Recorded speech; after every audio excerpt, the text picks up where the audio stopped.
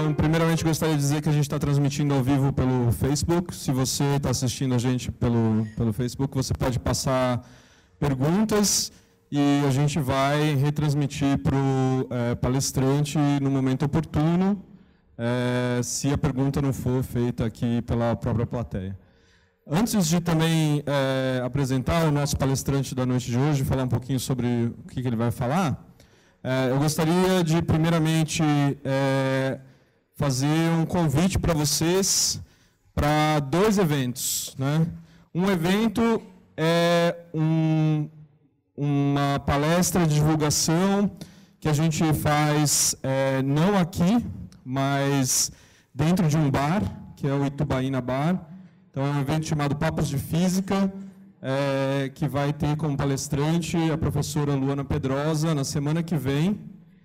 Então, é essencialmente numa quinta-feira também, nesse mesmo horário, às 7h30.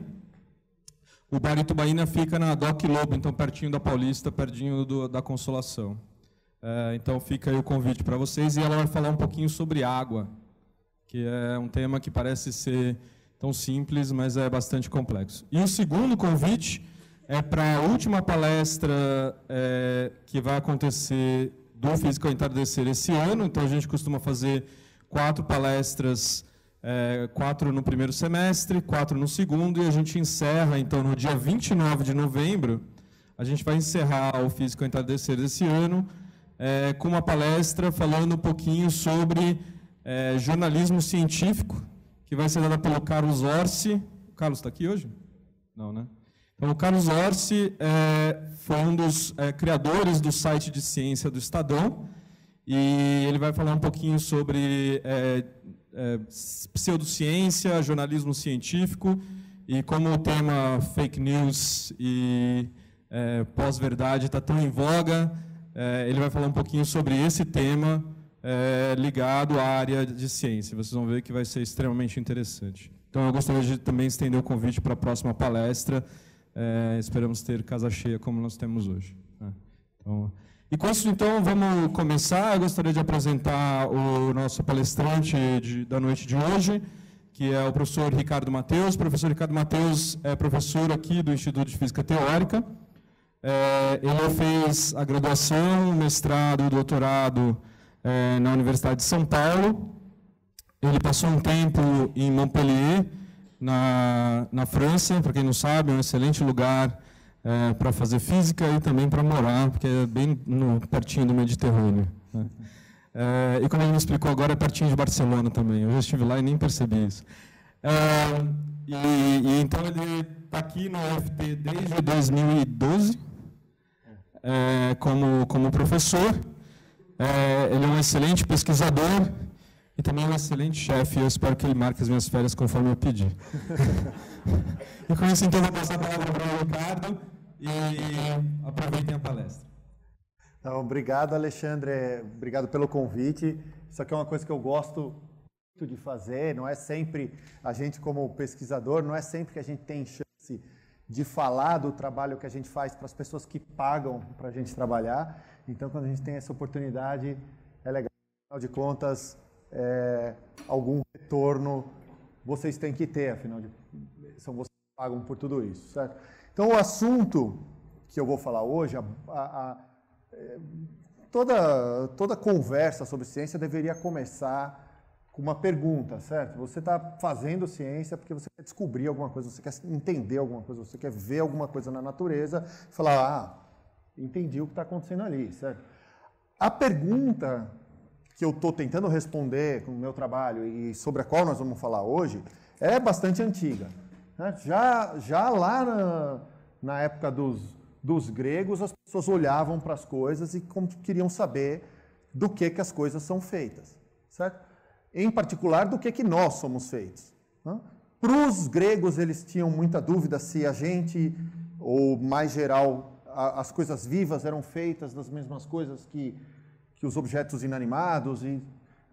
Mas eles apareceram com a ideia de que, se você fosse quebrando as coisas em pedaços cada vez menores, cedo ou tarde você ia chegar num pedacinho que era o menor possível. E que, portanto, não daria para quebrar mais. Né? E aí eles cunharam a palavra átomo, que quer dizer indivisível. Né? E na época dos gregos, isso era só uma ideia, né? Que foi perseguida por muitos anos, milhares de anos. Né? E essa busca só foi dar um resultado mais ou menos na linha do que os gregos queriam no fim do século XIX. Né? Quando a gente estava já no finzinho do século XIX, a gente tinha o começo dessa tabela. Ainda não tinha tudo que está aí, né? Mas vocês já viram essa tabela pela frente antes na escola, certo? Isso aí é a tabela periódica dos elementos. Né? Então, no fim do século XIX, a gente já tinha percebido que os diversos elementos químicos na natureza eram feitos de combinações desses átomos que estão aí na tabela. Né? Então, imediatamente as pessoas falaram, ó, esse aqui é o átomo que os gregos estavam procurando, né? E batizaram esses caras de átomos. Né? Só que a ideia de que esses caras na tabela, então tá o hélio, o hidrogênio, o lítio, certo? Você junta dois hidrogênios desse aqui com um oxigênio, tem água. Eu pego, misturo carbono com oxigênio, 2 oxigênios, gás carbônico. E essas coisas a gente já começou a perceber, mas durou muito pouco a ilusão de que esses caras eram indivisíveis. Então, o que a gente chama de átomo já não é um átomo se você fosse perguntar para o grego. Mas a gente sabe que essas coisas são divisíveis, elas têm partes menores. De fato, aqui essa animação é para dar uma ideia de escala. Certo? Isso aqui não fui eu que fiz, está aqui as pessoas que fizeram. Né? E só para vocês entenderem que eu vou usar bastante essa animação, aqui do lado está a escala, deixa eu tirar esse texto sobre o caranguejo aí, que eu não estou interessado em caranguejo, mas aqui está a escala em metros. Então, está vendo aquele círculo lá? Ó, é 1 metro. Certo? E todos os outros objetos na animação estão em escala com esses círculos que vão passando. E aqui do lado está em metro. Então, 10 elevado a 0, que é praticamente o que está aqui, é 1 metro. Se eu vou movendo isso para a esquerda, eu vou indo para coisas cada vez menores. A gente vai passando por diversas coisas que a gente conhece no começo. Está aí um ovo de galinha, um grão de café, certo? A gente vai encolhendo, tem formiga. E eu estou indo na direção do átomo. Então, mais ou menos aqui, ó, está um óvulo humano, certo? E essa aqui é a menor coisa que você consegue ver a olho nu. Então, a gente está aqui na ordem de milímetro, um pouco menos que milímetro, 1/10 de milímetro. Daqui para frente, você já precisa de um microscópio. Isso é um cabelo, ó, certo? A espessura de um cabelo. Se eu continuo entrando aqui, eu vou para coisas ainda menores. Então, aqui eu já estou indo para células. Então, eu já saí, já estou entrando na biologia. Né? Conforme eu vou diminuindo, eu saí já do reino da sociologia e estou na biologia aqui já, certo? E eu continuo entrando, tem aqui DNA, ó, até uma hora que está aqui os vírus. Então, essa aqui é a menor coisa que você consegue ver num microscópio óptico. E isso está ligado diretamente a isso que está aqui e essa outra onda que está aqui. Eu vou explicar isso mais tarde. Por que esse é o menor tamanho visível num microscópio óptico. Né? Mas se eu continuo indo, eu chego na menor máquina que a gente já construiu, que é um componente, esse aqui é o componente básico dos processadores que a gente usa por aí. Né? E se eu vou mais à frente, eu chego provavelmente no que vai ser a próxima geração de coisas miniaturizadas. E finalmente eu chego no átomo. Então aqui tem uns átomos já grandões. Esse é um átomo de césio, um átomo de carbono. E se eu vou um pouquinho mais para frente, eu acho o átomo de hidrogênio. Tem um erro grotesco aqui nesse pedaço da animação. Alguém se arrisca a dizer o que está errado aí? A escala dos elétrons.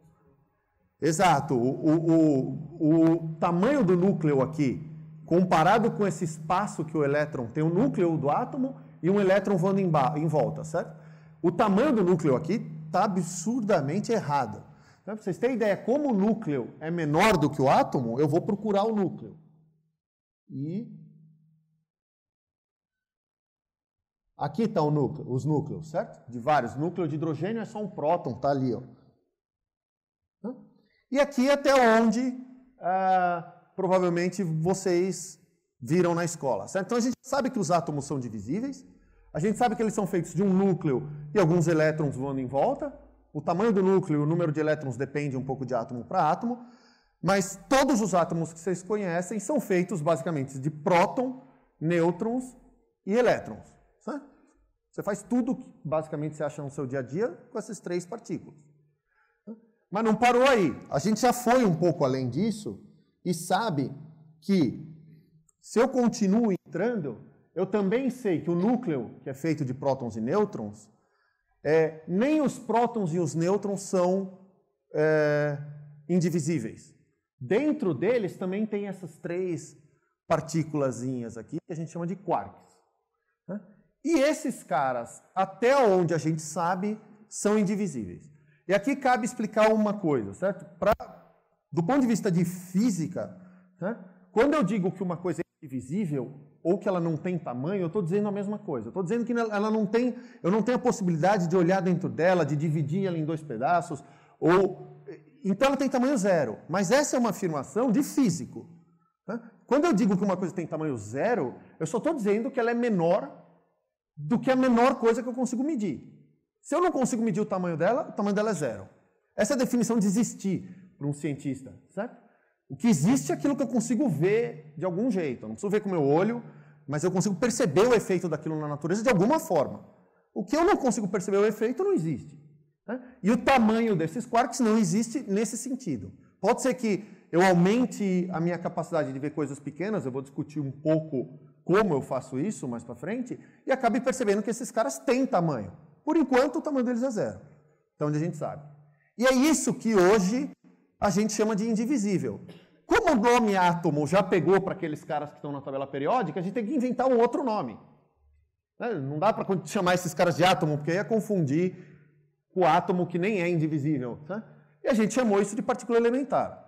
Então, o título da palestra está explicado. As partículas elementares são, por definição, as partículas que não têm tamanho. São pontos, até onde a gente sabe. Tá? E a gente conhece esses quarks aqui e sabe que com esses dois quarks, na verdade aqui tem um quark U e dois quarks D, eles chamam up e down. São nomes completamente arbitrários que algum físico botou neles por piada, literalmente. Né? Mas se eu junto dois ups e um down, dá o próton, e se eu junto um down com dois ups, dá o nêutron. Então os prótons e os nêutrons também são feitos só desses dois caras. Certo? E isso também é um sucesso, né, de um programa, que essa sim era a ideia que estava por trás do que os gregos propuseram, que é um programa reducionista. Porque não sou só eu que sou feito desses prótons, nêutrons, que são feitos de quarks. Certo? Tudo é. Né? Até onde a gente sabe, tudo que a gente viu diretamente na natureza é feito desses caras aqui, certo? Que se combinam para fazer o núcleo, que se combina com o elétron para fazer o átomo, e aí os átomos você monta do jeito que você quiser e obtém uma pessoa ou um castelinho de areia, certo? Tudo é feito de partes fundamentais bastante simples. O número de partes fundamentais que você precisa para fazer tudo é bem pequeno. E aí a gente começou a montar uma tabela das partículas elementares. Então, quantas partículas dessas a gente conhece e encontra na natureza? Essas aqui eu já falei, são o quark up e o quark down. Com eles dois eu faço o próton e o nêutron. Tem o elétron, que é a mais antiga conhecida, certo? Foi a primeira todas estão nessa figura a ser descoberta. Esses dois caras, o fóton e o gluon, eles são partículas que intermediam as forças entre esses caras. Então, toda vez que você tentou encostar dois ímãs um no outro, ou tentou passar por dentro de uma parede, provavelmente não de propósito, né? Você bateu a cara e quem estava fazendo a sua cara sofrer era o fóton, certo? Os elétrons na sua cara estavam tentando empurrar para longe os elétrons da parede e eles não queriam um entrar em cima do outro, porque são cargas iguais que se repelem e você acabou com o nariz sangrando por causa disso. Então, isso quem faz é o fóton. O gluon é o que mantém esses caras aqui presos dentro do próton e do nêutron. Então ele é uma interação, é uma força que só esses caras aqui, que chamam os quarks, sentem. Né? E esses três aqui? Bom, esses três estão por aí, você não percebe eles. Se você pegar e olhar para a unha do seu dedo, por um segundo, passaram 70 bilhões desses caras, que são os neutrinos, pela sua unha. Né? Em um segundo. E eles estão passando por aqui, eles passam por dentro de nós, eles passam pela Terra, como se fosse luz passando pelo vidro. Todo mundo é transparente para eles. Eles estão saindo do Sol, isso aqui nem é um número exato, isso aqui é só o que o Sol emite. Certo? Ainda tem neutrino vindo de outros lugares, e esses caras estão aí pela natureza, mas é muito sutil a presença deles. Então, se alguém estiver curioso, no fim, eu posso explicar como a gente sabe que esses caras existem, ou como a gente vê eles. Né? Isso é o que está na natureza. Então, toda a matéria que vocês conhecem é feita desses dois caras com elétron, e tem essas forças que ligam esses caras aí. Né? O que acontece se eu começo a pôr muita energia num lugar só? Né?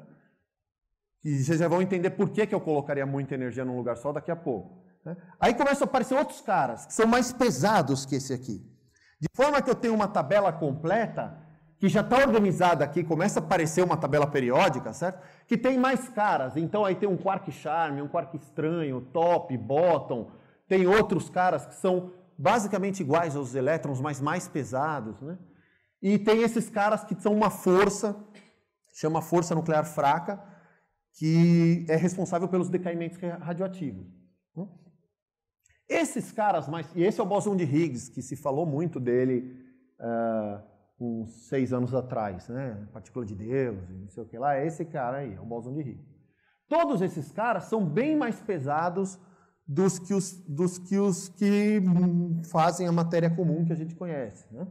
E aí vocês podiam se perguntar, não, tudo bem, se esses caras existem, se você consegue fazer uma experiência e fazer eles aparecerem, por que eles não estão na natureza? Por que eles não estão por aí? Né? E a resposta é que esses caras mais pesados, eles decaem. Né? Decaimento era uma coisa que eu costumava falar, a partícula decai, e depois eu percebi que ninguém sabia do que eu estava falando. Certo? Decair remete as pessoas à nossa economia. Então, eu acho melhor eu explicar um pouco o que eu quero dizer com decaimento. Certo? Então, decaimento é o fato de que essas partículas pesadas conseguem se transformar em outras partículas. Certo? Essencialmente, se eu pego esse aqui, é um quark charme. Certo? Ele é mais pesado que esse outro quark estranho. Aqui está um elétron, na verdade um positron, certo? Que é o antielétron, é um elétron de carga positiva. Né? E um neutrino, aquele que passa por dentro da gente com a maior facilidade. Né? Esse cara, ele existe. Suponha que eu produza ele aqui. Por algum motivo, tem um quark charme aqui agora. Ele dura muito, muito pouco. Né? Muito, muito pouco é milionésimos de segundo, provavelmente bilionésimos de segundo. Né? E aí ele, decai e vira essas 3 partículas aqui. Né? E aí tem alguns cuidados que a gente tem que ter aqui, porque eu falei que esse cara é uma partícula elementar, tem tamanho, nem esses. Então os tamanhos que eu estou pondo na figura aqui, esses caras são todos pontos, certo? O tamanho aqui é só para indicar o peso de cada um. Na verdade, eles não têm tamanho, eles não têm estrutura interna. Né? Então esse decaimento, primeiro, você não pode olhar nele e interpretar assim, ó, se esse cara consegue soltar aqueles outros 3, é sinal que eles estavam lá dentro antes. Isso não é verdade, certo? O fato de que uma partícula pode decair nas outras está ligado a essas partículas serem parte de um campo quântico, certo? E depois, se alguém tiver curiosidade disso, eu posso falar um pouco mais, mas a coisa começa a ficar técnica. Né? Mas guardem isso. Não é porque esse quark decaiu nos outros 3 que eles estavam lá dentro. Ele realmente está se transformando nessas outras partículas e todas elas são fundamentais. Tá? O outro fato é que se eu for olhar só o peso desses caras, eu vou achar que tem alguma coisa faltando. Né? Eu vou pôr aqui os pesos para vocês verem. Né? E esse cara aqui, mega electron volt, é uma unidade de peso, não se preocupem com isso, mas o fato é que esse cara aqui pesa 1.300 MeV, que é essa unidade de peso, e esses caras aqui, o quark C pesa 95, o elétron e o positron pesam meio, e o neutrino praticamente não pesa nada. Então, se eu somar aqui, tem 1.300 de um lado e 95,5 do outro. Está faltando muita massa aí. Né? Para explicar disso, eu preciso de uma única fórmula de física, que é a única que eu vou pôr aqui na apresentação inteira, e é uma que vocês já conhecem. Alguém se arrisca? É a fórmula, tem duas fórmulas de física que acho que dá para vocês chutarem. É uma delas. Energia igual a massa. E igual a mc quadrado, certo? Então, é isso. O que acontece aqui é que a massa que está faltando aqui é convertida em energia para essas partículas. Isso vai ser importante mais tarde. Né? A hora que eu começar a tentar falar de como eu sei que esses caras estiveram lá, já que eles desaparecem tão rápido, eu não consigo pegar eles e botar no microscópio ou coisa equivalente e olhar. Né? Então, o jeito que eu vou ter de achar eles está ligado ao fato de que, no fim, toda a massa que eu tinha aqui foi transformada em energia via essa fórmula e acaba virando energia nessas partículas. Então, se esse cara estava parado no começo, as 3 partículas que ele virou saem voando em direções opostas com velocidades enormes. Por causa da energia, a massa desse cara foi convertida em energia para esses caras. E a energia total que eu vejo aqui está ligada à massa inicial daquele cara. Guardem isso que eu vou precisar disso mais tarde. Hã? Oi. O núcleo está no nível de 10 elevado a menos 14. O elétron seria o quê? 10 elevado a... O elétron não tem tamanho.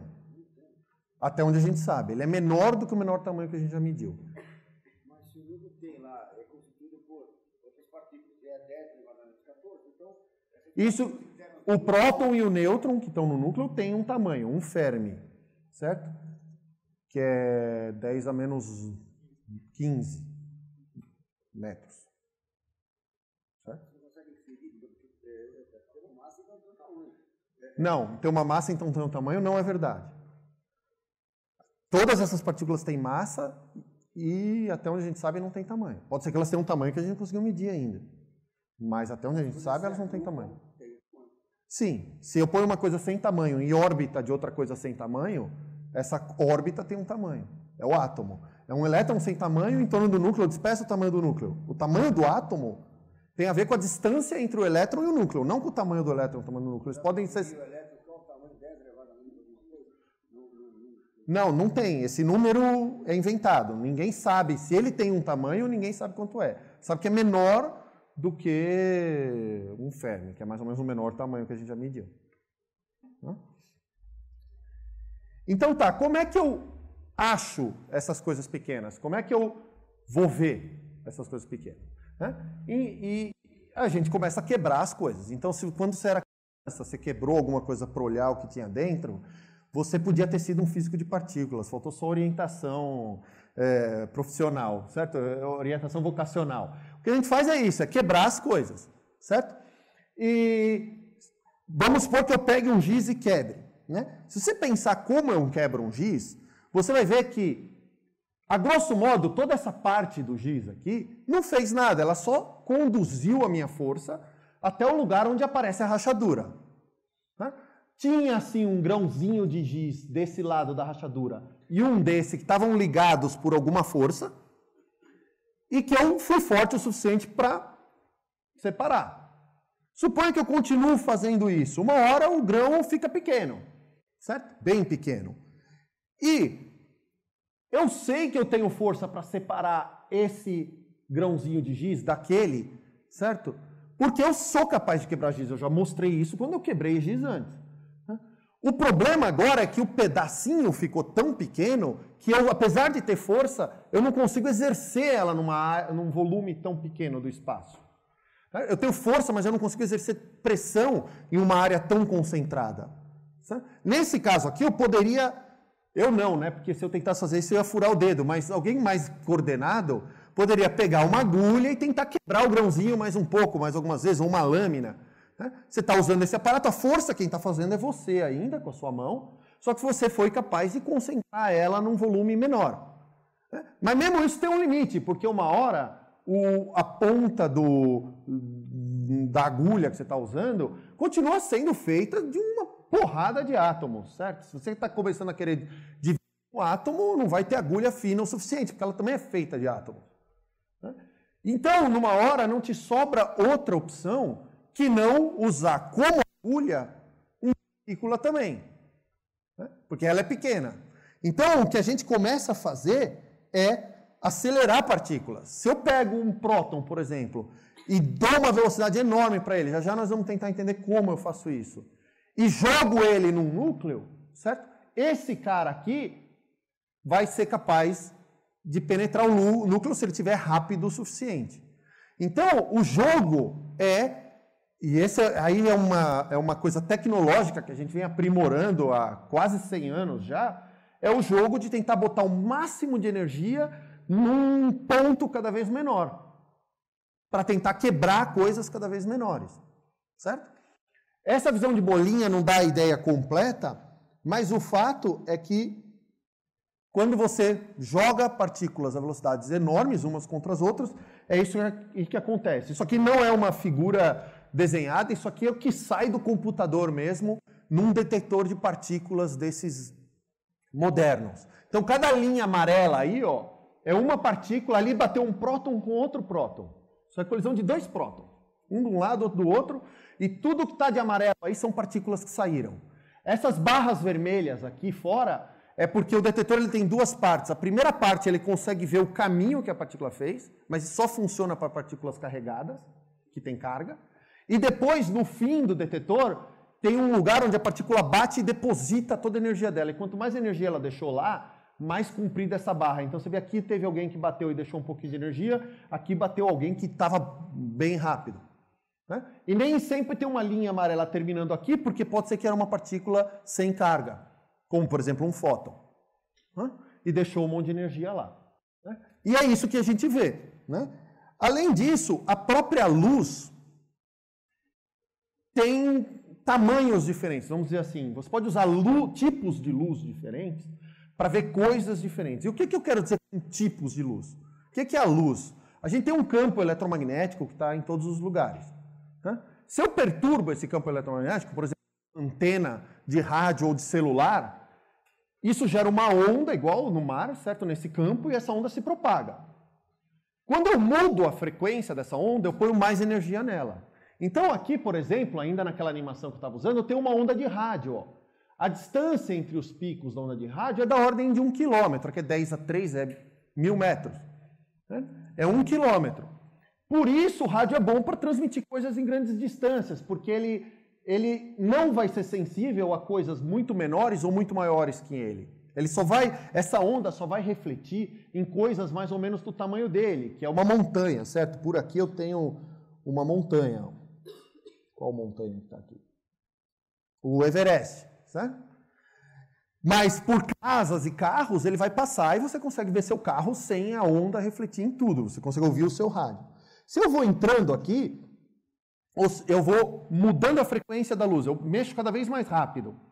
Como a onda anda para lá do mesmo jeito, sempre na velocidade da luz, vai diminuindo a distância entre esses picos. Então, o comprimento de onda vai diminuindo. Então, por exemplo, aqui já tem o FM, ó, que já está na ordem de metros. Certo? Esse é o comprimento de uma onda de FM. Se eu continuo indo para frente, a próxima que eu vou achar, que a gente usa muito de várias formas, é a micro-ondas, que apesar do nome tem comprimento de centímetros. Né? A micro-ondas a gente usa pelo menos para duas coisas hoje, para fazer pipoca e para falar no celular. No celular a gente fala por micro-ondas. Né? Eles se comunicam uns com os outros por micro-ondas. Né? Se eu continuo indo para frente, começam a aparecer comprimentos bem mais curtos de luz. E isso já é o que a gente chama de luz mesmo. Essa aqui a gente ainda não enxerga, que é o infravermelho, mas tem alguns animais que enxergam. Certo? E câmera de visão noturna enxerga. Seu celular enxerga micro-ondas. A câmera do celular. Mas eu vou um pouquinho mais, aparece as cores que a gente enxerga. Então, nosso olho é um medidor de frequência de luz. Ele vê a luz que chega e consegue decidir qual é a frequência dela. E essa aqui é a luz vermelha, essa é a luz violeta, e todas as outras cores estão entre essas duas. Você vê que a gente só enxerga essa amplitude de frequências muito pequenas entre essa e aquela ali. Se eu continuo indo para frente, eu começo a ver coisas cada vez menores, com a luz ultravioleta, e aqui tem os raios X, né? E os raios gama. Tudo isso é luz, só mudou a frequência. Só que o que eu quero que vocês percebam é que conforme eu vou aumentando a energia da luz, ela vai ficando sensível a coisas cada vez menores. Isso também acontece com as partículas. Isso aí é uma coisa de mecânica quântica, eu não quero entrar em mecânica quântica, mas as partículas que eu estou desenhando como bolinhas cada vez mais rápidas, elas também têm uma onda associada ao movimento delas. E quando eu dou mais energia, a onda vai ficando cada vez mais apertada, e é por isso que eu vejo coisas cada vez menores. Certo? Então isso é verdade tanto para luz quanto para partículas. Certo? E aí, a pergunta natural que vem, tá bom, então eu já espero ter convencido vocês que o jeito de fazer isso aqui é pegar uma partícula, dar uma velocidade enorme para ela, dar muita energia para ela está praticamente na velocidade da luz, certo? Jogo em outra partícula, explode tudo. Mas como é que eu pego uma partícula e acelero? Certo? O exemplo mais simples de acelerador de partículas, mais ou menos metade da audiência já teve em casa, que era aquelas TV de tubo. Certo? Aquelas TVs de tubo é um acelerador de partículas. Ela produzia elétrons lá no fundo, tinha um campo elétrico que fazia o elétron acelerar até a tela. Ele chegava na tela com uma velocidade grande o suficiente, e quando ele batia ali no fósforo que tinha na tela, pum, saía a luz. É um acelerador de partícula. De fato, ele foi inventado por gente, pelos caras que descobriram o elétron. Eles descobriram o elétron com aquele aparelho e depois alguém teve a ideia, não, então vamos usar isso aqui para fazer uma TV. Mas é o mesmo aparelho, essencialmente. Hoje, os aparelhos são um pouco maiores. Então, está aqui o aparelho de hoje, certo? Esse aqui é a maior máquina já construída com homem. Então, eu mostrei lá na animação a menor, que era um transistor, certo? Esse aqui é o maior. Então, isso aqui é um acelerador de partículas. As partículas correm dentro desse tubo aqui. Basicamente, o que você faz é pegar partículas carregadas, especialmente o próton, que tem carga mais 1, põe ali dentro, cerca ele de ímãs realmente bons e vai acelerando ele. Ele fica dando volta aqui cada vez mais rápido até chegar na energia que você quer. Né? A máquina tem mais ou menos 27 quilômetros de circunferência e está enterrada embaixo da terra entre 70 e 140 metros, dependendo do terreno. E fica na fronteira entre a Suíça e a França, que essa linha pontilhada aqui é a fronteira dos dois países. Né? Maior máquina já construída, é a maior colaboração já feita pela humanidade para fins pacíficos. Né? Então, grupos de pessoas já se uniram e já gastaram mais dinheiro e esforço para matar uns aos outros. Mas para fins pacíficos, esse aqui é o maior, tanto em dinheiro quanto o número de pessoas envolvidas. Né? É a maior colaboração já feita. Para vocês terem ideia, numa escala que vocês conhecem melhor, está aqui o tamanho que ele seria em cima de São Paulo. Né? Nós estamos aqui na Barra Funda. O outro lado, se ele estivesse passando aqui perto da estação, o outro lado estaria lá na Moca, a parte sul quase lá no Ibirapuera, esse é o Parque do Ibirapuera, aqui está o Campo de Marte, ele faria a volta praticamente no centro expandido da cidade. Então é uma máquina realmente grande. E o que acontece nessa máquina? Então tem os prótons rodando aí, na verdade são dois tubos, onde tem esse túnel, aqui é um túnel de mais ou menos 4 metros de diâmetro, lá dentro tem dois tubos. Um deles, os prótons estão indo nessa direção e o outro estão vindo assim. Então os prótons ficam ali no círculo, rodando em direções opostas. E tem 4 lugares, esses 4 pontos aqui, ó, onde isso aqui acontece. Os prótons que estão vindo do lado podem cruzar com os que estão vindo do outro. E ali eles podem se bater. Né? E aí o que aconteceu? Esse era o projeto original, né? Os físicos que queriam fazer experiências relacionadas a isso se uniram em grupos. Né? E os grupos competiram pelo direito de botar o detetor deles em volta desses pontos onde a colisão dos prótons acontecia. Né? Então eles começaram a xingar um ao outro, um chamou o outro de fascista, de comunista, pedófilo, estuprador. E aí... Não, estou brincando, óbvio, né? Quem é que ia tomar uma decisão importante dessa baseada em xingamento? Né? O que aconteceu aqui, na verdade, foi que os caras pegaram, fizeram propostas do que eles iam conseguir fazer ali, com o dinheiro disponível, como eles iam fazer, e aí a gente escolheu os 4 grupos que teriam o privilégio de montar o experimento. Né? Esses 2 são enormes, cada um deles envolve mais ou menos entre 2.000 e 3.000 físicos. Né? E eles construíram máquinas realmente grandes ali. Então, aqui é antes da máquina ser instalada, esse é só o espaço onde vai a máquina de um daqueles grupos, o Atlas. O feixe de prótons está passando nessa direção aqui da tela, certo? Vai passar, né? Nesse momento não estava ligado ainda. E aqui tem uma pessoa, para vocês terem ideia do tamanho do aparelho. É esse aparelho que gera aquela imagem com as linhas amarelas que eu mostrei no começo. Esse é um outro dos aparelhos, ó. Ele já está quase fechado, isso aí vai encaixar assim, certo? E aqui tem pessoas de novo e o feixe nessa foto estaria passando nessa direção. Só para vocês terem ideia do tamanho da coisa, certo? Uma vez que o feixe de prótons chega na velocidade apropriada, certo? Os prótons estão se mexendo a essa velocidade da luz, certo? Eles são muito perto da velocidade da luz, certo? E eles dão 11.000 voltas por segundo nesse anel. Em um segundo eles deram a volta 11.000 vezes. Certo? E toda hora passando uns pelos outros naquele ponto. Certo? Para que os prótons possam andar tão rápido aí dentro desse tubo, primeiro não pode ter ar dentro do tubo. Na verdade não pode ter nem um átomo de hidrogênio lá perdido. Porque... Então o vazio que você cria, o vácuo que você cria dentro desses tubos, ele é mais vazio, ele é 10 vezes mais rarefeito que a Lua, por exemplo, e não tem nenhum lugar dentro do sistema solar que é tão vazio quanto ali dentro daquele tubo. A gente vê os caras no espaço, pensa, não tem nada, né? Não tem nada mesmo, mas tem mais coisa do que aqui. De vez em quando pode ter um átomo perdido lá e bater no cara. Né? Aqui é mais vazio. E não é só mais vazio, não, ele é mais frio também.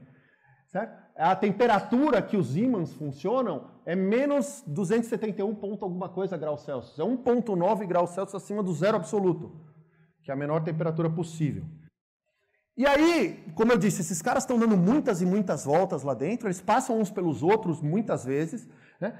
O que quer dizer que acontecem 600 milhões de colisões em um segundo. E você precisa guardar todos esses dados.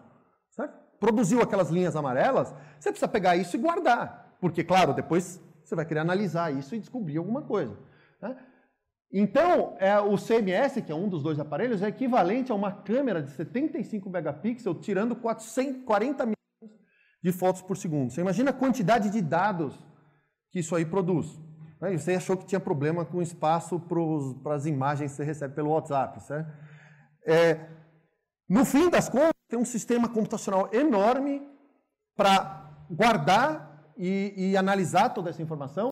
Então, são produzidos cerca de 3.000 terabytes de dados em um ano, e o data center deles, que armazena uma parte disso, ocupa um espaço de 1.450 metros quadrados e tem 100.000 núcleos. Núcleos é processadores, certo? 100.000 núcleos de processamento, né? E uma capacidade de storage, de armazenamento de 45 petabytes. E isso é lá, certo? Além de tem uma rede de computadores espalhadas pelo mundo para onde você vai passando esses dados, né? Dividida entre os sites que eles chamam de nível 1 e os sites nível 2. E esses sites nível 2 é onde, de fato, o físico que vai olhar esses dados trabalha. Tem um aqui embaixo no térreo. Então, quando vocês estiverem saindo, vocês encontrarem... Tem uma porta de vidro bem na entrada lá, botar a cabeça lá. Eu achei que o Thiago ia estar aí, ele podia mostrar para vocês, mas vocês botarem a cara lá, vocês veem os computadores de um nível 2 desse que funciona aqui no térreo. Certo? Então, o IFT, parte dessa... Tem 2 professores que são parte de uma dessas colaborações, a CMS. Então, é essa máquina. Essa máquina acelera, ela faz eles colidirem, ela guarda os dados. Certo? Mas e aí? Como é que eu sei o que aconteceu ali no meio? No fundo é isso, certo? Eu explodi uma coisa, saiu um pedaço para todo lado, e agora eu quero saber o que aconteceu ali, ó. Que partículas existiram ali, do que elas eram feitas, como elas interagiam entre si. Eu preciso descobrir isso, senão tudo isso aqui foi inútil, certo? Daria, sei lá, uma exibição moderna, no máximo. Então, eu tenho que ter um jeito de olhar o que está acontecendo ali. Então, vamos dar um exemplo, que foi o que aconteceu 6 anos atrás, 2012.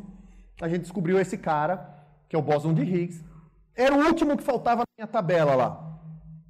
Até onde a gente sabe, aquela tabela está completa, e se não existisse mais nada, com uma exceção, que é matéria escura, depois no fim, se alguém quiser saber disso eu falo, que não está lá, mas de resto a tabela fechou e esse foi o último cara a ser descoberto. Ele pesa 125 gigaelectronvolts. Aquele outro cara pesava 1.300, esse aqui pesa 125 mil. É quase a partícula mais pesada que a gente conhece. Tem uma mais pesada aqui, Quark Top, que pesa 172 mil. Esse aqui é 125 mil. E esse cara, bom, a gente tem um monte de truques para reconstruir o que aconteceu lá. Eu vou contar um deles só, que eu acho que dá para vocês entenderem com o que eu falei hoje. Então a gente sabe que esses caras pesados decaem. Muitas vezes eles têm mais de um jeito de decair. O Higgs, em particular, decai emitindo 2 fótons, que é a bolinha de luz, certo? Fóton é o que forma a luz que você vê, é um bombardeio de fótons. Então ele consegue produzir 2 fótons. Quando esses 2 fótons vêm do Higgs, vamos supor que eu peguei 2 fótons que vieram de um Higgs que transformou em 2 fótons. Se eu somar a energia dos 2 fótons, vai dar os 125 gigaelectronvolts do Higgs que estava originalmente. Parece fácil, né? Eu só acho esses fótons, vejo se eles têm a combinação certa, se eles têm 125, é sinal que o Higgs existiu. Ele esteve lá, certo? Parece fácil. Então, achem os fótons. A dificuldade não é a que vocês estão tendo, porque, claro, você olha para isso, tudo é igual aí. O olho mais bem treinado vê os fótons aí. Isso aqui, muito provavelmente, é um fóton, porque não tem nenhuma linha amarela e pôs um monte de energia lá. O problema não é identificar o que é cada coisa dessas. Isso a gente consegue fazer. Pela curva que as coisas fazem, pelo lugar onde elas deixam a energia, dá para saber quem é o quê. O problema é outro. O problema é que com tantos fótons saindo aí, com certeza, independente do Higgs existir ou não, ele pode ter estado lá ou pode não ter estado lá. Com certeza tem 2 fótons aí pegos a esmo, que por sorte, somando energia, vai dar 125. Vai acontecer com sei lá quantos bilhões de eventos acontecendo por segundo, toda hora vai ter fótons que, por coincidência, estão dando a massa do Higgs. E aí, como é que eu decido se o Higgs estava lá ou não?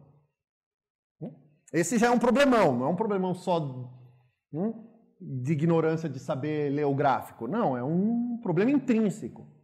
Isso é o que a gente chama de fundo.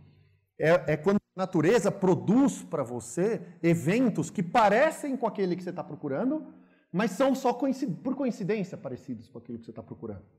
Tá? Então você tem que tomar cuidado com isso. Para saber como a gente lidar com isso, vamos fazer aqui um exercício imaginado. Certo? Imaginem que eu viro para vocês e digo, tem um louco na sala. Não vai ser grande surpresa, né? Mas é um louco específico, certo? Não é o que está enchendo vocês, é um outro. Né? Um louco, se você mandar ele escolher um número entre 1 e 10, ele vai te falar sempre o mesmo número.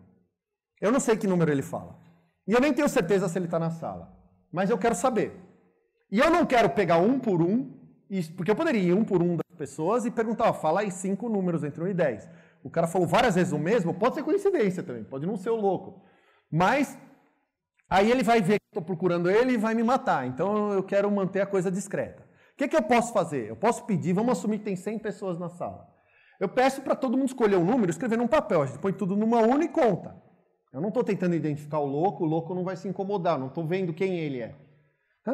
O que vai acontecer? Eu posso pegar as respostas que as pessoas me deram e contar. Então eu vejo quantas pessoas escolheram o número 1, quantas escolheram o número 2, quantas escolheram 3 e ponho assim num gráfico. Aqui eu tenho 100 respostas. Certo? Assumindo que cada um respondeu uma vez, eu tenho 100 respostas. Dá para dizer alguma coisa olhando nesse gráfico? O ideal, no mundo ideal, se eu perguntei para 100 pessoas escolher um número entre 1 e 10, cada pessoa eu teria 10 pessoas em cada coluna dessas, sair certinho, certo? Mas não é assim que o mundo funciona, é meio aleatório, as pessoas escolhem qualquer coisa e quase nenhuma coluna está exatamente no 10, certo? Mas aí eu faço de novo, e de novo, e de novo, e vou passando o papelzinho e juntando mais gente. Aqui está quando eu chego em 1000 respostas. Então, cada pessoa na sala já respondeu 10 vezes, já escolheu 10 números. O louco, se ele está na sala, ele escolheu 10 vezes o mesmo número. As pessoas, em geral, estão escolhendo qualquer coisa, mas o louco está lá, sempre fazendo a mesma escolha. Dá para falar alguma coisa olhando aqui? Alguém se arrisca? A média fica no 8 Você acha que o louco está na sala e ele escolheu 8, é isso? Ou não? Alguém? Eu poderia ser, alguém falou 3, certo? Eu poderia ser levado a escolher o 3. Tá? Vamos ver o que acontece se aumentar. Então, 10 mil respostas. O 3, ó. E aí o gráfico, o coisa está mudando lá. Veja, a escala está mudando, porque eu tenho cada vez mais respostas no total. Aqui tem 10 mil respostas. Tá? Isso mostra para a gente uma coisa. Às vezes você não pode tirar conclusões baseadas em pouca estatística. Porque, por sorte, o 3 estava um pouco acima do normal, certo? E aí pareceu que era o 3, que tinha um louco escolhendo 3. Mas era uma flutuação estatística. E a estatística dá ferramentas poderosíssimas para nós, para dizer qual é a chance, dado que a média devia ser perto de 100, qual é a chance desse 3 ter dado bem acima de 100 por sorte. Você consegue, com estatística, atribuir uma probabilidade disso acontecer. Né? Então, um físico olharia para isso e usaria ferramentas estatísticas para decidir se esse 3 é significativo ou não é. Mas se eu não sou, se eu estou numa experiência que eu não quero usar esse ferramental e eu posso continuar fazendo vocês preencher papelzinho com número, eu vou aumentando a estatística. E aí, alguma hora, eu não preciso de ajuda de método estatístico nenhum. Certo? Não só tem um louco na sala, como ele está escolhendo o número 6. Eu sei até que número ele escolhe. Por quê? Porque as outras pessoas estão escolhendo aleatoriamente, ele está escolhendo o mesmo número sem parar. Uma hora salta aos olhos, com, é claro, 1 milhão de respostas já, quanto a mais que o louco falou. Certo? Se eu colorir as respostas do louco, fica bem claro que elas estavam lá o tempo todo. Com 1000 respostas, elas estavam ali. Certo? O 3 chamou mais atenção, porque por sorte ele foi acima. Mas com estatística alta, uma hora o negócio aparece. E a mesma coisa no acelerador de partículas. O Higgs, quando solta 2 fótons, é sempre com 125. A gente não sabia qual era a massa do Higgs, a gente estava procurando ele e não sabia que era 125. A gente estava procurando ele entre 100 e 800. Eu podia estar em qualquer lugar. Né? Mas, como eu vou pegando fótons aleatoriamente no detetor? Esses fótons aleatórios estão produzindo um número que é qualquer um. Pode ser 128, pode ser 150, mas o Higgs 125, 125, 125, 125, uma hora salta aos olhos. Igual aqui. Certo? Aqui, essa distribuição é simples, porque eu estou assumindo que a chance das pessoas falarem o número 1, quando eu pergunto, a pessoa saudável, o não louco, certo? A chance dele me responder 1 e 10 é a mesma. O que pode não ser verdade. Pode vir um psicólogo aí e falar, não, as pessoas têm uma chance menor de responder 1, uma chance menor de responder 10, elas vão responder 7, porque 7 é o número do mentiroso, certo? E se não tiver louco nenhum, vai ser assim. Não vai ser uma reta que nem está ali, ó, certo? Mais ou menos reto. Mas tudo bem, porque se tem o louco, ele vai sair em cima do negócio. Claro. A difícil é fazer 1 milhão de perguntas. Você tem que pensar quanto tempo o seu acelerador tem que ficar ligado.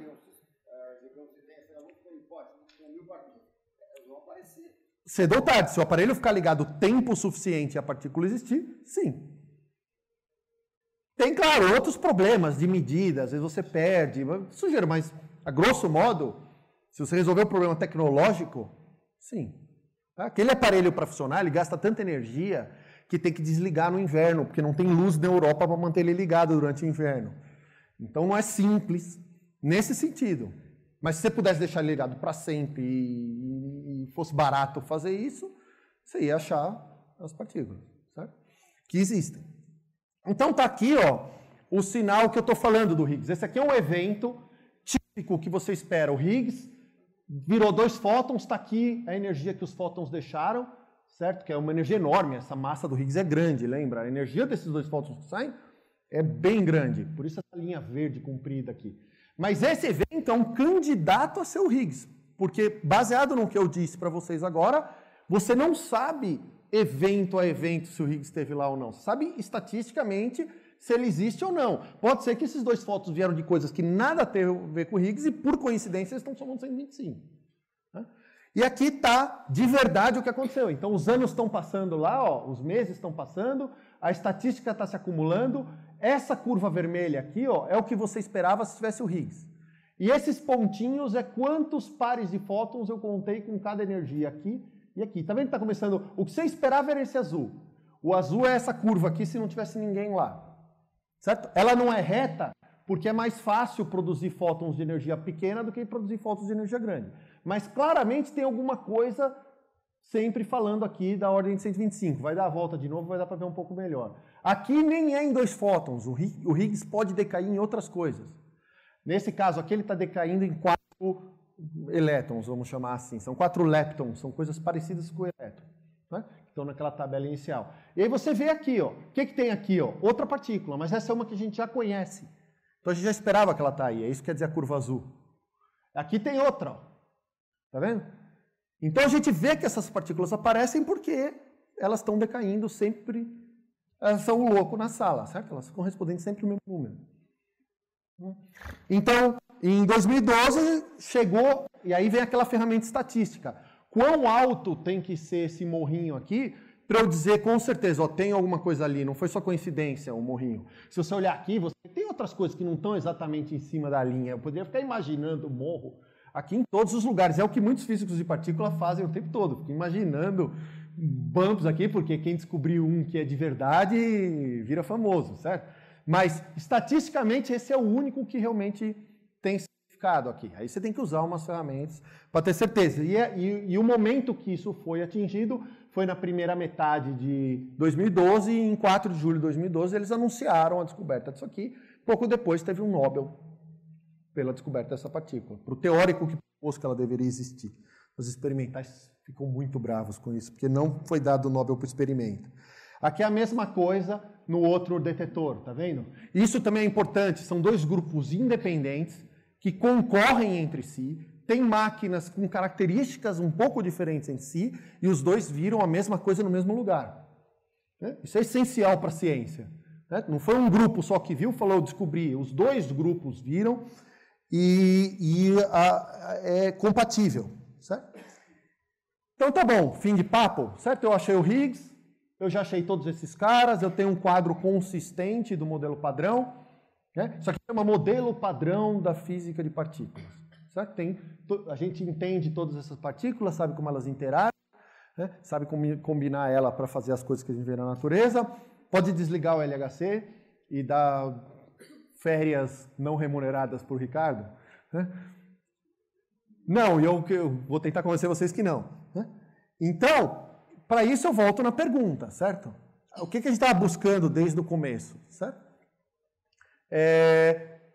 Achar a menor coisa que existe, certo? Essa coisa indivisível, fundamental, que agora eu chamo de elementar, partícula elementar. Né? A gente achou, tem certeza que esses caras são elementares ou não? Para dar para vocês uma intuição, vamos voltar lá naquela animação que eu gosto. Então a gente tinha parado aqui, certo? No próton e no nêutron. Né? Isso, olha quanto a gente está do metro, ó. É o 10 a menos 15 que ele me assoprou lá, certo? É um Fermi, é o tamanho do núcleo de hidrogênio, certo? Vamos para frente. O pessoal aqui que fez essa animação não eram físicos. Eles tomaram cuidado de escrever isso aqui, ó. Qualquer tamanho menor que isso não é confirmado. Porque eles decidiram desenhar umas coisas aí, mas ignorem as coisas que eles desenharam, porque os quarks, vai aparecer quarks aí. Até onde a gente sabe, eles não têm tamanho. Né? Vamos ver até onde dá para ir com isso. Certo? Então agora, ó, prestem atenção aqui, ó, que é o quão pequeno eu estou indo. De vez em quando vai passar aqueles círculos, cada vez que eu dividir o tamanho por 1000. Vamos ver o que acontece. Então, ó, esses quarks, eles estão mostrando aí, mas na verdade não está aí. Né? Aí, mais ou menos aqui, eles param de inventar. E olha o número lá no canto.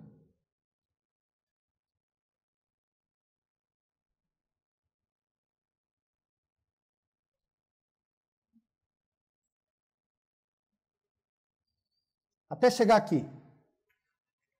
Vocês sentiram um vazio? Né? Esse vazio é chamado na física de partículas de um grande deserto. Por quê? Esse tamanho aqui, a gente sabe que nada pode ser menor do que ele. Perde o sentido falar de tamanho para tamanhos menores do que esse. Porque aqui a gravidade começa a fechar sobre ela mesma e gravidade é um negócio complicado, que dá dor de cabeça. Ninguém quer discutir o que tem depois daí, certo? Então esse é o menor tamanho onde ainda faz sentido falar tamanho. O espaço-tempo perde um pouco o sentido daqui para frente. Mas entre esse tamanho e aonde nós estamos, tem um espaço considerável. Né? Esse espaço vazio, se você olha para o outro lado, vamos supor que eu pego isso aqui e arrasto para cá. Ó. Vocês veem que em todos os tamanhos, tem uma hora que eu estou com planetas, galáxias, estruturas de todo tipo aí, até chegar no tamanho do universo, que aparece aqui. Ó. Em todos os tamanhos tem alguma coisa. Né? Isso, para mim, agora é uma opinião pessoal, indica que aquele vazio que vocês viram para o outro lado não é um vazio da natureza, é um vazio do nosso conhecimento. Aquilo é uma ignorância nossa sobre o que está lá. Certo? Então, a busca continua. A gente precisa decidir se esses caras que a gente vê têm mesmo tamanho ou não, se eles são feitos de alguma coisa interna ou não. Essa tabela começa a parecer suspeita. Certo? Essa tabela aqui, por exemplo, esse cara e esse são exatamente iguais entre si. A única diferença entre eles é que ele é mais pesado que esse. Esse aqui também é mais pesado que esse, mas de resto eles são iguais. E isso é verdade em cada linha aqui. Ó. Só vai ficando mais pesado. Isso começa a mostrar uma estrutura que começa a parecer como uma tabela periódica. Não é grande que nem a tabela periódica, começou a ficar óbvio que aquilo eram combinações de algo menor, mas já dá uma suspeita. Né? Além disso, além dessa ideia de explorar o grande deserto, certo? Essa sensação de que vai ter alguma coisa lá e enquanto a gente não explorar aquela região, nós não vamos poder falar que o deserto é verdadeiramente desértico, não tem nada novo lá. Né? Também tem uns outros probleminhas que a gente não entende. Então, eu já falei, que é essa história de que as partículas naquela tabela têm diferenças de peso muito grandes entre si, de massa muito grandes, e a gente não sabe explicar, era a dúvida dele aqui, ele estava falando, uma coisa que não tem tamanho, não pode ter massa. Você podia até aceitar, não, você não sabe bem o que é massa, então, apesar de não ter tamanho, tem massa, mas várias coisas, que nenhuma delas tem tamanho, terem massas muito diferentes entre si, você pode aceitar isso como um dado da natureza, mas talvez exista uma explicação. E a explicação está lá no deserto. Além disso, tem outras coisas mais teóricas que estão ligadas à própria massa do Higgs. Se você olha só a teoria te diz que ele deveria ser mais pesado do que ele é, mas não é. Certo? A gente não entende bem porquê. E, claro, tem coisas na natureza que você vê, você não sabe se são feitas de partículas ou não, você vê de forma muito indireta, que é a matéria escura, e que não estão naquela tabela. Nenhum dos caras naquela tabela pode ser a matéria escura. Então, se algum dia a gente descobrir o que é a matéria escura, nós vamos ter que aumentar aquela tabela de algum jeito. Então, era isso que eu queria passar como mensagem. A busca continua, certo? Ainda tem muita coisa que a gente não sabe. Eu espero ter dado pelo menos um gostinho de como a gente faz para ver essas coisas. Obrigado pela atenção.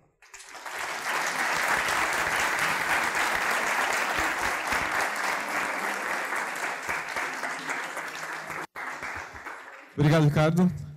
Eu gostaria de começar fazendo uma pergunta que veio via Facebook, que é o seguinte: surgiu um comentário no Facebook a respeito do Sirius. Então, quem não sabe, o Sirius é um equipamento que está sendo construído em Campinas, vai começar a funcionar, quer dizer, vai ter a sua primeiro feixe de elétrons, que a gente chama, dia 15 de dezembro. É um equipamento único na América Latina, e acho que é um feito da engenharia brasileira, da ciência brasileira, principalmente porque está sendo entregue no prazo, que é uma coisa rara de qualquer maneira. E aí, quer dizer, eu gostaria só que você fizesse Então, na mídia tradicional, né, na mídia quando ele sai, eles comentam que o Sirius é um acelerador de partículas, que na verdade é um acelerador de partículas, mas nós, dentro da física, nós não chamamos de acelerador de partículas para não confundir com aceleradores de partículas que você estava mencionando. Então, gostaria que você fizesse um comentário com relação à comparação com o Sirius, só para desmistificar um pouquinho, para traçar um paralelo. O Sirius, já houve uma época que os aceleradores de partículas usados para estudar a física de partículas eram parecidos com o Sirius, pelo menos de energia. Hoje o Sirius, ele acelera elétrons, para começar, o LHC acelera prótons, certo? E núcleos, e o Sirius funciona uma energia bem mais baixa do que essas que eu estou discutindo aqui. Então o objetivo dele não é estudar esse assunto que eu estou falando, certo? A gente já sabe qual é a física de partículas nas energias que o Sirius funciona. Né? O objetivo do Sirius é acelerar esses elétrons para produzir luz síncrotron, certo? Eu não consigo nunca falar isso direito, é síncrotron. Olha, eu falei bem na primeira vez. E essa luz é usada para fazer estudo de materiais, tem um monte de aplicações tecnológicas importantes. Então, é um acelerador de partículas, só que com outro objetivo. Hoje a gente tem acelerador de partícula dentro de hospital, certo? Para fazer tomografia, por exemplo, certos tipos de tomografia. Então, é o raio-x também, né? O raio-x deixa de ser um acelerador de partícula também. Então, a diferença é o objetivo. O Sirius tem um objetivo, ele está na ponta da pesquisa, mas numa outra direção. Sabe? Pesquisando lá o extremo, coisas que a gente não sabe, mas não é na direção das menores coisas que existem, é na direção de entender materiais, de... Tá? Espera que senão o pessoal do Facebook não escuta. Seria bem estudar partículas, né? No caso seria explorar, digamos, certos elementos por dentro, né? Um pouco diferente. Mas a pergunta é outra. O senhor falou sobre espaço Planck. Espaço Planck. Tamanho de Planck. Como? Esse aqui é o tamanho de Planck. O tamanho Planck, é. Comprimento de Planck. Esse tamanho, o comprimento de Planck, não é o equivalente a 10 elevado a menos 123? 123? Não é isso? Não. Quanto? Depende da unidade, mas em metros é 10 a menos 35. Tá aqui, ó. Ah. Em metros é 10 a menos 35. Então tem um tamanho. Sim, o tamanho de Planck. Limite, seria o limite. Mas não é o O tamanho limite de uma partícula. do que pode existir de partículas, seria isso? Não, o tamanho de Planck, ele me diz até que tamanho faz sentido medir tamanho. Não faz sentido eu dizer para você que tem uma coisa menor do que o tamanho de Planck e ainda tem tamanho. Agora, se a coisa tem tamanho zero, ela é menor que o tamanho de Planck e isso não é um problema. O problema seria dizer, ó, tem uma coisa que mede meio Planck, porque não dá para medir. O espaço-tempo perde sentido abaixo do tamanho de Planck. Ok, tá bom.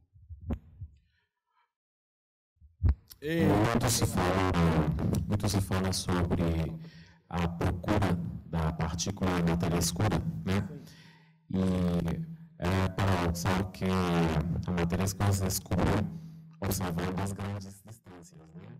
As curvas de rotação das estrelas na galáxia, particularmente em outras galáxias. Mas então, o campo de espaços, digamos, esse grande incerto que você fala, não tem nada, né? Pareceria que não tem nada, né? A gente não colhou lá. A gente não colhou lá, a gente ainda não tem como enxergar aí. Não, tem que fazer Então, poderia postular que a matéria escura pudesse estar nessa região do grande incerto, mas que ainda falta tecnologia para observar aí. Então, tudo que eu falei aqui não é o que eu trabalho, certo? É o que já se sabe. Responder essas perguntas que eu deixei aqui no fim pode te levar para algo que a gente chama de física além do modelo padrão. Então, como que eu resolvo os problemas do modelo padrão? Como que eu incorporo novos fenômenos? Pega a matéria escura, por exemplo, nesse modelo padrão. E aí você tenta fazer um modelo maior, que inclui também matéria escura. Vários desses modelos prevêem que a matéria escura está ali, perto até, dentro do grande deserto. Se ela vai estar lá mesmo ou não, depende de quem está certo. Tem um monte de modelos possíveis, né? E depende de quem está certo ou não. O fato de que a gente não viu matéria escura nos nossos experimentos não é tão difícil de entender. Tem a ver com o fato que eu falei, olha, eu não entro aqui na parede porque eu tenho elétrons, a parede tem elétrons, e quando eu chego perto, os meus elétrons empurram da parede e eu não consigo passar.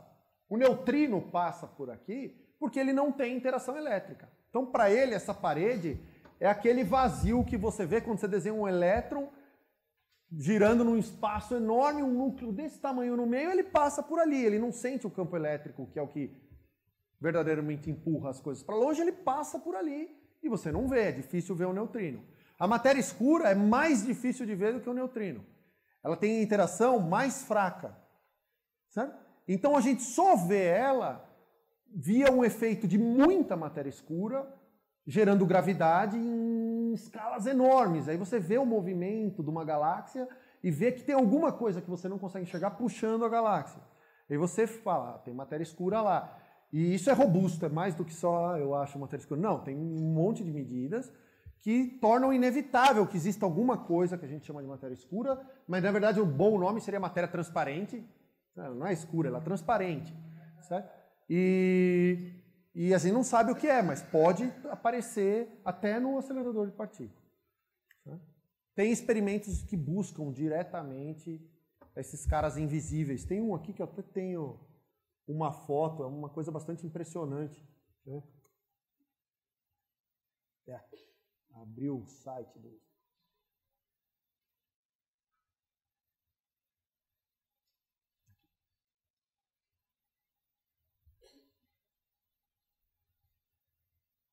Isso aqui é o Super Kamiokande. Né? Isso aí é feito para ver neutrinos. Então o que vocês estão vendo aqui é um espaço vazio enorme e ali são 3 japoneses sentados num barquinho. Né? E o que eles fazem é encher isso de água muito, muito pura. É um volume tão grande que tem a chance desses 70 milhões de neutrinos que estão passando por segundo dentro da gente, de um neutrino desse acertar na mira, no meio de um núcleo de água, de um dos átomos da água aí no meio. Aí isso aí brilha e essas coisas na parede são as câmeras que vão ver a luz emitida por isso, que é uma luz muito fraquinha, você pode imaginar. Então é assim que você mede esses caras que têm pequena interação. Esse aqui é um outro, ó, lá no Polo Sul. Né? Lá no Polo Sul tem um lugar que tem uma base militar americana, lá, ó. E aqui do lado tem um experimento. Sabe o que eles fizeram nesse experimento? Eles construíram um cubo de gelo com 1 quilômetro de lado. Quer dizer, o gelo já estava lá, mas eles furaram o gelo esquentaram o gelo para transformar ele em água e desceram umas cordas com um monte dessas bolinhas amarradas. São as câmeras para ver a luz. Isso está lá no fundo do gelo, ó. Tem toda essa área, aqui está a Torre Eiffel como comparação, toda essa área aqui está cheia de câmeras, tá vendo essa parte mais escura? E quando algum neutrino passa pelo gelo, pode acertar. Então o Super Kamiokande já era grande, eles fizeram um cubo, chama Ice Cube, isso aqui, né? De 1 quilômetro de lado aqui, tá? Que tem 1 quilômetro, para medir e descer essas lâmpadas lá e tenta ver quando alguém passa. É isso aqui, para ver neutrinos, imagina a matéria escura.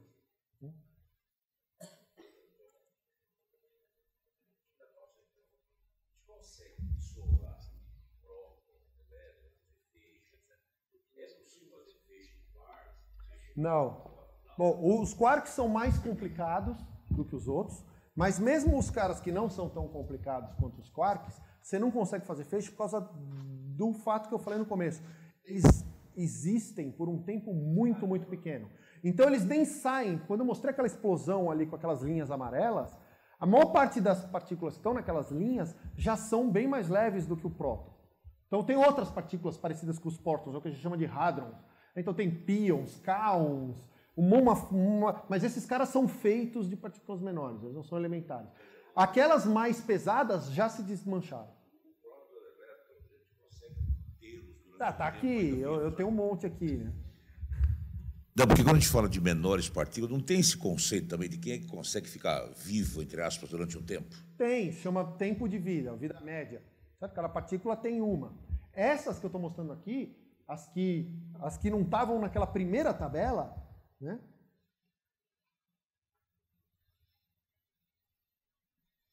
Essas aqui, ó, estão por aí. Todas as outras que aparecem quando eu dou esse passo existem por tão pouco tempo que você não consegue armazenar, não consegue pegar, não consegue fazer nada. Agora esse cara aqui, a gente ainda está conseguindo fazer feixes com ele. Mas é em movimento.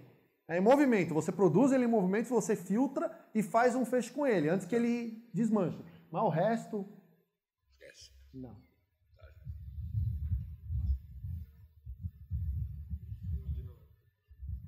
Pode perguntar.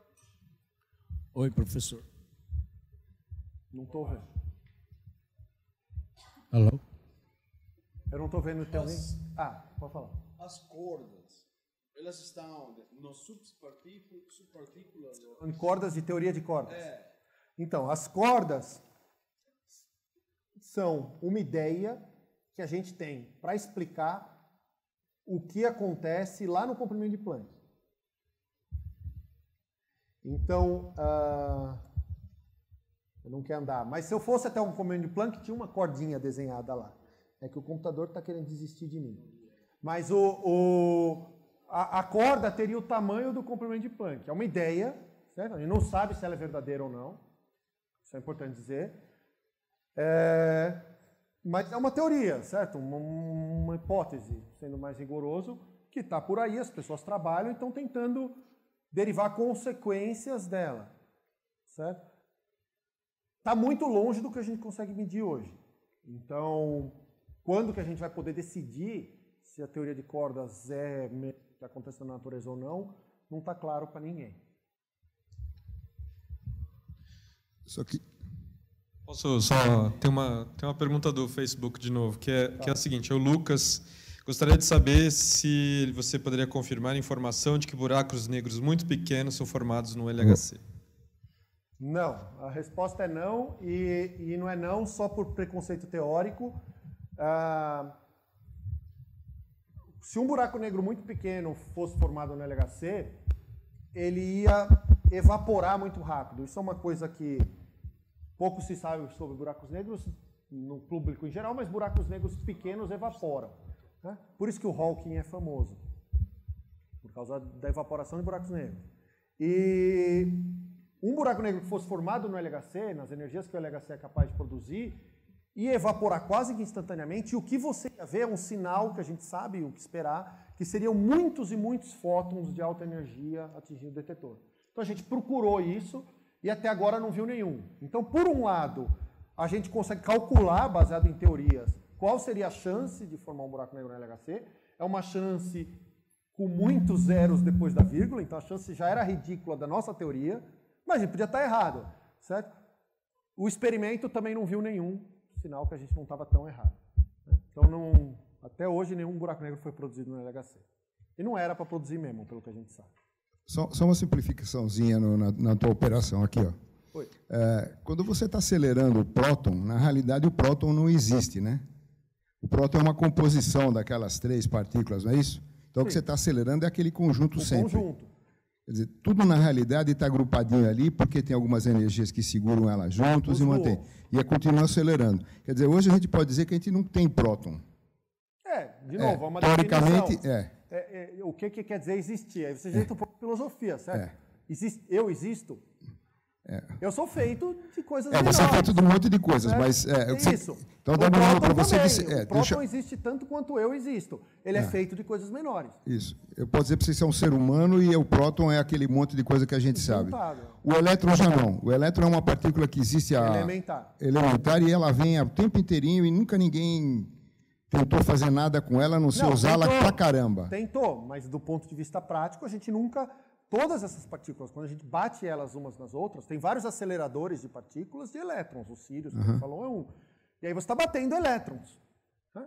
Até onde a gente viu, não tem nada dentro do elétron. Ou seja, dentro da resolução que a gente conseguiu atingir, o tamanho dele não foi revelado. Então, até onde a gente sabe, ele é fundamental. Mas não é porque a gente nunca tentou achar a estrutura do elétron, é porque a gente tentou e não achou. Nunca achou. E a corrente elétrica é ele que faz funcionar. É um monte de elétrons, é uma nuvem de elétrons em movimento. Quer dizer, ele é o cara mais importante que a gente tem e a gente continua apanhando de tudo quanto é lado. Não, eu não acho que está apanhando. Num certo sentido, o elétron pode ser verdadeiramente elementar. E aí só o que nós estamos fazendo é verificar isso. Não é automático que todas essas partículas vão ter estrutura interna. Pode ser que eu comece a andar pelo deserto e ache partículas novas. E essas que eu já conheço continuem sendo elementares. Por exemplo, poderia achar matéria escura, mas sem mudar o fato de que as que eu conheço são elementares. Então, pode ser que o elétron é elementar, e aí não interessa o que a gente faça, ele vai continuar sendo um ponto. É que realmente quando todo mundo aqui deve ter estudado a história do elétron, do próton. Então, quando a gente começa a enxergar, a gente tem que começar a parar de ver essa visão próton da vida, né? A gente tem que começar a enxergar um pouquinho menor, né? A gente para aí na escola por razões compreensíveis. A coisa começa a ficar muito complicada. Até o átomo, ainda dá para você fazer alguma coisinha com ele, estudar um S, 2S. Se você vai para dentro disso, a matemática que você teria... O seu professor poderia vir e falar, dentro do próton tem quarks. Isso ele poderia fazer. Mas se ele tentasse fazer algum exercício com você e tentar você obter alguma coisa com os quarks, que nem você faz lá em química, de ligações e tal... A matemática que você ia precisar para atacar o problema é muito mais complicada do que dá tempo de aprender na escola. Então, uma das razões pelo qual a gente para no átomo na escola é essa. Certo? Tem que saber mecânica quântica daí para frente. Quantidade, né? Professor, depois do LHC, dá para dizer quantas novas partículas foram descobertas? O LHC descobriu o bóson de Higgs. Só. Era a única que faltava daquela tabela. Mas, além disso, ele não fez só isso. Certo? O LHC também fez um serviço que não tinha sido feito antes, que é medir com uma precisão maior do que a que se tinha as propriedades de algumas dessas partículas que estão lá. Então, aqui, por exemplo, ó, vou chegar que acho que a última transparência. Não. Essa. Aqui, por exemplo, ele está mostrando qual é a intensidade da interação do Higgs com as outras partículas. O nosso modelo esperava que fosse 1. Aqui está ajeitado as unidades para que a interação fosse 1 com todo mundo. E você vê que as medidas estão bem perto do 1. Certo? Conforme for aumentando a estatística, isso aqui é velho. Isso aqui é de 2012, esse slide. Essa medida já melhorou? Isso está vindo para perto do 1. Então, a gente não está... O objetivo do acelerador não era só descobrir partículas. Também era determinar propriedades de outras partículas que a gente conhece com uma precisão maior, porque tem partículas que são muito pesadas e que nos aceleradores mais antigos, você produzia elas, você descobriu lá, mas em pequenas quantidades. O LHC consegue produzir as partículas que eram difíceis para os aceleradores anteriores, ele produz com facilidade. Mas será que não tem mais partículas, então? Pode ter, ele está ligado lá. Quem sabe semana que vem. A esperança pode ser. Ele está ligado e ele está aumentando o alcance dele. Tá. Em cada dia que ele fica ligado, está aumentando a estatística, está aumentando o alcance e energia.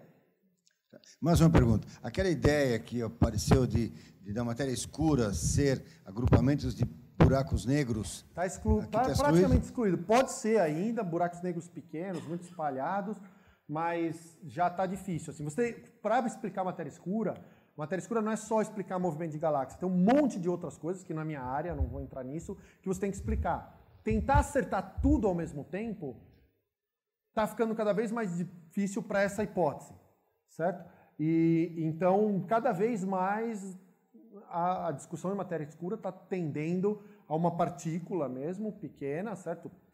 Talvez fundamental, com uma interação bem fraquinha e mais ou menos pesada, ou seja, dentro do grande deserto. Mas isso, para chegar nessa conclusão, seria outro seminário de 1 hora, e não o meu.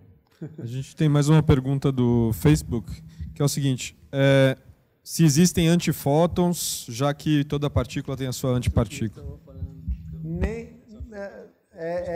Não, a resposta mais curta é que não existe antifótons, mas não é porque toda partícula tem a sua antipartícula, isso é verdade, mas algumas partículas, por não ter carga, elas são a própria antipartícula. Então a partícula e a antipartícula são o mesmo cara, e esse é o caso do fóton. Para onde eu olho para responder no Facebook lá? Então, o fóton é a própria antipartícula. Não existe nenhuma diferença entre a partícula do fóton e a antipartícula. Isso aí é supersimetria. Quando a gente chama de positrons, elétron, stop, isso aí é uma das extensões do modelo padrão. Então, é uma dessas extensões que a gente faz ali para dentro do grande deserto, para resolver problemas do modelo padrão. Uma delas é um negócio que chama supersimetria, e aí para cada cara que estava naquela tabelinha tem um parceiro supersimétrico, também é uma coisa que é possível, teoricamente falando, mas até agora não achamos nada que indique que ela exista na natureza, nós estamos procurando. Tem outras opções. Certo? Tá. São 2 perguntas. A primeira, já que a gente falou de partícula e antipartícula, você consegue diferenciar entre as partículas associadas a neutrinos, né, e antineutrinos? É assim, existe antipartícula para os neutrinos, já que eles têm carga elétrica nula? Eles têm carga elétrica nula, mas eles têm outras cargas, que não são a carga elétrica, e aí você consegue identificar a antipartícula se você conseguir medir essa outra carga deles, que chama carga fraca. Ele é parte de ele tem uma interação, é difícil não entrar na parte técnica, mas o fato é que o neutrino e o antineutrino não são iguais e isso é porque você consegue medir a interação dele com coisas. Então, o neutrino vai interagir de um jeito com o seu detetor e o antineutrino de outro jeito. Isso é porque é uma carga que eles têm que é diferente. Certo? Tem a hipótese de que no modelo padrão, não no modelo padrão, mas seria uma extensão pequenininha do modelo padrão, de que existe uma coisa que o pessoal chama neutrino de mão direita, e esse cara, sim, não tem carga nenhuma e poderia ser a própria antipartícula. Mas esse também não está confirmado que existe. É isso, porque já que você dá essa resposta, então a gente tem diferença entre neutrino de Dirac ou neutrino de Majorana. Mas esse é outro assunto, né? Isso escapa do escopo do que dá para falar para essa audiência, já é muito técnico. Mas seria isso, o neutrino de Majorana é esse cara que é a própria antipartícula. E já que você começou a falar do Higgs, né? A importância do Higgs é que a gente sabe que o Higgs dá a questão de massa para outras partículas. Mas uma coisa que eu não entendo é que como o Higgs tem massa, entendeu? Ele dá massa para ele mesmo. Mas, espera aí. A gente calcula essa autointeração, né? A partir da Lagrangiana, término de acoplamento, beleza, não tem problema. Mas eu penso assim... físico, né? Não, eu penso assim, olha, se você tem um campo, né? Imagina um campo, né? Você, quando existe esse campo, você vai obter uma partícula e essa partícula vai interagir com o campo de Higgs e você vai associar uma massa para essa partícula. Então, seria massa para o elétron, massa para... Mas eu não entendo como você vai originar o Higgs e essa noção de massa para ele. Do mesmo jeito que você falou para as outras partículas, mas para eu te dar uma resposta melhor do que essa, é melhor a gente discutir depois, eu e você, porque senão todo mundo vai ficar perdido na resposta. Porque eu vou ter que falar de teoria de campos e... Tem mais uma pergunta rapidinho aqui na verdade não é muito rápido, mas toca nessa questão das interações. Então tem uma pergunta que é para falar um pouquinho sobre as interações fortes, fracas, como que o gluon e como que os bósons W, Z estão relacionados entre si. Deixa eu voltar na minha tabela lá. Talvez até vale a pena mostrar aqui, ó. Então, quando a gente está construindo essa tabela, isso foi do Facebook, né? Quando a gente está construindo essa tabela do modelo padrão, né, a gente foi descobrindo aos poucos essas partículas que estão aí. Né? E essa diferença de cor aqui, e chamar esses caras de quarks e esses caras de lepton na parte de baixo da tabela aqui, tem a ver com a interação que eles têm. Né? Então, os quarks, eles interagem por todas essas forças. E tem uma hierarquia de força aqui. A força eletromagnética é a força intermediária, digamos assim, mais ou menos forte. Ela é forte o suficiente para impedir que eu entre na parede, então dá para ter uma ideia de quão forte é a força eletromagnética. Mas essa força dos gluons, que é o que a gente chama de força forte, é bem mais forte que a elétrica. Então é ela que mantém os quarks dentro do próton, e é ela também que mantém os prótons dentro do núcleo. Né? Se você conseguir... Só que a coisa é que essa força ela tem um alcance curto. Então, quando você afasta um próton do outro, ela deixa de existir, e aí a elétrica empurra os quarks, os prótons para longe um do outro, bomba nuclear. É isso que é uma explosão nuclear. Né? Essa força aqui é a mais fraca de todas na tabela. O alcance dela é realmente pequeno, certo? Tão pequeno que ela não forma... ela não tem coisas que são ligadas por causa dela. O único efeito dela é permitir que as partículas na tabela se transformem umas nas outras. Então, via esse cara aqui, você faz um cara mais pesado virar as partículas mais leves. Né? Então, os quarks sentem todas as forças. O que a gente chama de lepton, que é o elétron e o neutrino, todos os neutrinos, não sentem essa mais forte. Né? E a gente tem essa divisão de nomenclatura aqui, de quem é o quark, o lepton, o bóson de Gauge, são esses caras que criam as forças. Né? E no fim tem mais uma interação em cima de todas essas, e aqui tem esse aqui, não preciso, que é a interação com o Higgs. Aqui não está aqui, mas estava aqui. O Higgs interage essencialmente com todo mundo da tabela. Certo? E quanto mais forte é a interação do Higgs com a partícula, mais pesada ela acaba sendo. Certo? Temos mais perguntas? Não? Então vamos agradecer ao Ricardo. Obrigado.